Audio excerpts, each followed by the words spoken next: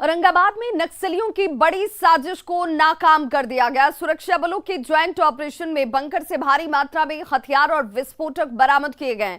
सुरक्षा बलों की टीम ने छकरबंगा के जंगल में छापेमारी की और इस दौरान एक बंकर से एक एसएलआर, एक बोल्ट राइफल, एसएलआर के 257 कारतूस के अलावा देसी बंदूक, 9mm की पिस्टल यहां से बरामद की गई है। इसके अलावा एम्युनिशन पाउडर और इलेक्ट्रिक वायर भी बरामद किए गए।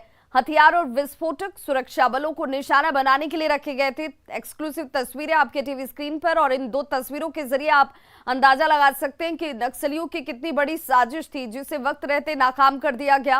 राइफल और कारतूस की बरामदगी पहली तस्वीर आपको दिख रही होगी, वहीं दूसरी तस्वीर में बंकर से विस्फोटकों का जखीरा बरामद किया गया है। इस ज्वाइंट ऑपरेशन में भारी मात्रा में अवैध आग्नेयास्त्र और गोलियां बरामद हुई हैं। 7.62 SLR 1, बोल्ट राइफल 1 और 257 राउंड 7.62 गोलियां मिली हैं। इसके अलावा SLR की मैगजीन 3, बोल्ट एक्शन मैगजीन 3 और एम्युनिशन पाउच जो नक्सल लोग जो रखते हैं सारी चीज़ें बरामद हुई हैं। इस संबंध में मदनपुर थाना में केस दर्ज किया गया है। और अब बात उस खबर की जिसने एक झटके में 6 लाख परीक्षार्थियों का सपना चकनाचूर कर दिया था। तकरीबन 46 दिनों बाद बीपीएससी पेपर लीक कांड में 15वीं गिरफ्तारी की गई, जिसके बाद यह साफ हो गया कि पेपर लीक कांड का सेंटर कहां था। पूरी रिपोर्ट देखिए। ये देखिए क्वेश्चन पेपर किया जाए और सारे गवर्नमेंट ऑफिशियल और हम लोग आधा घंटा से वेट कर रहे हैं। ये देखिए सबसे इसी साल 8 मई को बिहार में बीपीएससी की 67वीं परीक्षा करप्शन के उस चक्रव्यूह में फंसकर फेल हो गई थी, जिसे किसी और ने नहीं बल्कि सिस्टम के भीतर ही काम करने वालों ने रचा था। इस कड़ी में एक और आरोपी को हथकड़ी लगी है। नाम है शक्ति कुमार। गौर से देख लीजिए इस चेहरे को,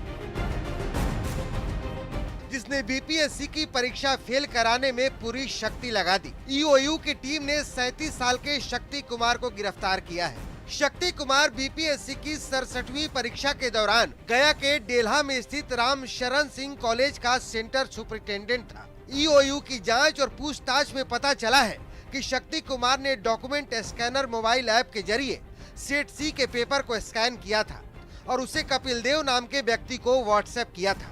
अधिकारियों की माने तो जो शक्ति कुमार हैं उन्होंने अपने व्हाट्सएप के माध्यम से कपिल देव जिनका नाम है उनको यह क्वेश्चन पेपर भेजा था और जिसके बाद यह क्वेश्चन पेपर जो है वह स्कैन करके भेजा था और प्रश्न पत्र सी जो सेट सी है वो भेजा था। उसके बाद प्रश्न पत्र आउट हो गया था। तो निश्चित तौर पर एक बड़ी कार्रवाई की गई है, क्योंकि अब तक यह पता नहीं चल पाया था कि आखिरकार क्वेश्चन पेपर कहाँ से निकला, कैसे गया। एक शख्स जो है, इनका नाम अब सामने आ गया है शक्ति कुमार। फिलहाल इनसे इंट्रोगेशन किया गया और कई महत्वपूर्ण तथ्य सामने आए हैं और कपिल देव नामक जो शख्स हैं उनकी भी गिरफ्तारी अब सुनिश्चित करेगी आर्थिक अपराध इकाई की टीम। बीपीएससी पेपर लीक कांड में शक्ति कुमार की गिरफ्तारी 15वीं गिरफ्तारी है। शक्ति कुमार राम शरण सिंह कॉलेज का प्रिंसिपल भी है। हैरानी की बात है कि शक्ति कुमार के कॉलेज का एफिलिएशन खत्म हुए 4 साल से अधिक का वक्त हो रहा है। इसके बाद भी राम शरण सिंह कॉलेज को सेंटर बनाया गया था। पटना से न्यूज़ 18 के लिए संजय कुमार की रिपोर्ट। और सारे पूर्णिया के सिमलवाड़ी, पठान टोली और नगरा टोला में कनकई नदी तेजी से कटाव कर रही है। भीषण कटाव की वजह से नदी के आसपास बने घर, पेड़ पौधे, खेत और खलियान सब कुछ कटकर नदी में समा रहे हैं। यहां तक कि कटाव निरोधक कार्य के रूप में जो पंडाल यहां बनाया गया था वो भी पहली बारिश में ही नदी में समा गया। स्थानीय लोगों का कहना है कि नगराटोला में कनकई नदी के कटाव से हर साल लोग प्रभावित होते हैं। 15 दिन पहले कटाव निरोधी काम किए गए थे, लेकिन सही तरीके से इसे नहीं किया गया। यही वजह है कि शुरुआत में ही नदी की तेज धारा में बांस, बंबू सब कुछ बह गया। नदी के किनारे बसे लोगों के घर भी कटकर नदी में समा चुके हैं। लोग अब अपने आशियाने को खुद अपने हाथों से तोड़कर सुरक्षित स्थानों की तलाश में जुट गए हैं।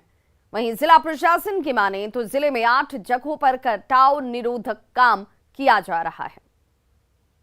बंडाल बनाया कि हम लोग को बर्बाद किया। ये बंडाल बना करके हम लोग उसी जगह बंडाल को इसको सामने कहेंगे ये कर दिए कि हाँ करेंगे।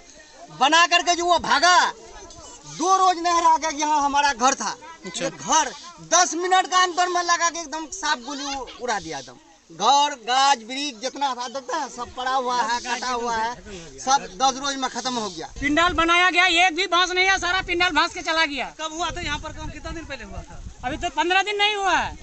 15 दिन काम का नहीं हुआ, अब तक धस गया। इसका बाद जो है सारा भांस के चला गया। अब ये कटाई झाड़ियाँ, कोई चीज का व्यवस्था नहीं है, रहने का कोई साधन नहीं है। बिहार के लोगों को मुख्यमंत्री नीतीश कुमार ने 3,831 करोड़ की जेपी गंगा पथ की सौगात दी और इसके साथ ही अटल पथ J2 का भी उद्घाटन किया गया।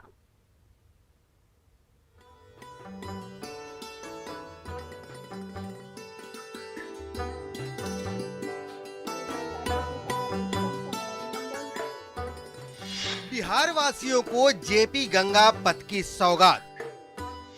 पटना में मुंबई जैसा नजारा। अब मरीन ड्राइव का मजा लीजिए पटना में। बिहार के मुख्यमंत्री नीतीश कुमार ने 3,831 करोड़ की लागत से बने जेपी गंगा पथ का उद्घाटन किया। ये केवल उद्घाटन या सड़क की सौगात भर नहीं है, ये क्षण है उस सपने के पूरा होने का जिसे बिहार के लोग न जाने कब से देख रहे थे।